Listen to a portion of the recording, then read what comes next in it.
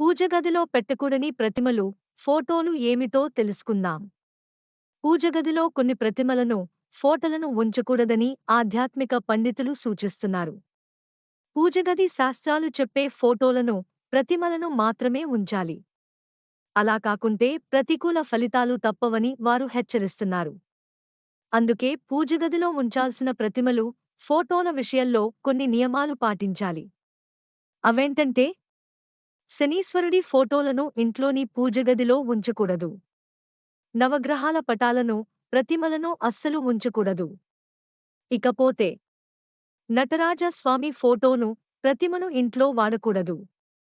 గుండు తీసుకుని ఉన్న దేవతల ఫోటోలు, కోపంతో చూస్తుండే ఫోటోలు, కాళికాదేవి ఫోటోలు ఇంట ఉంచడం మంచిది కాదు. పూజగదిలో తప్పకుండా ఉంచకూడదు. కుమారస్వామి తలకు పైగా వేలాయుధం ఉండే ఫోటోలు, ప్రతిమలు ఇంట్లో, పూజగదిలో ఉంచకూడదు.